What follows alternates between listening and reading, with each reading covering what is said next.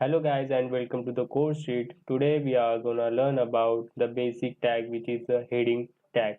So what is a heading tag? Whenever you see in news there is a big first line which is which is says about the news.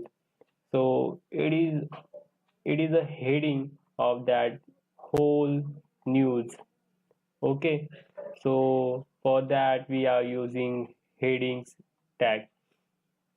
So this is our output of the previous lecture where we change our titles of website.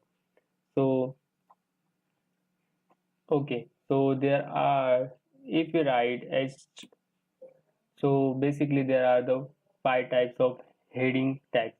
So there is H1, H2, H3, H4, and H5. So what does it mean? Means if we write head 1 and again head, and if we write my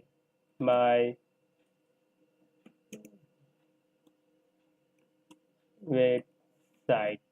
Okay, so let's save it and see what is going to happen. So I already saved, Control S, and then I will refresh it. Okay, on C it gives me some output with the large text. Okay, this is the first one, this is the H1 output. Again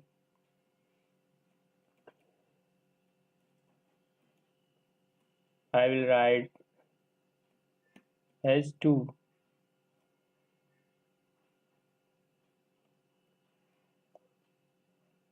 and again I will write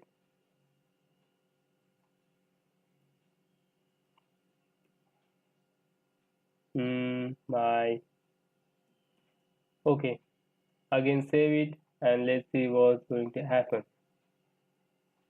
See, if you see that there is a difference of size between both of them. The H1 is larger than the H2, the H2 is larger than H3. Basically means if we write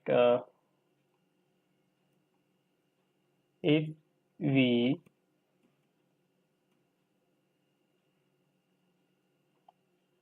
we write H3, okay, and then H4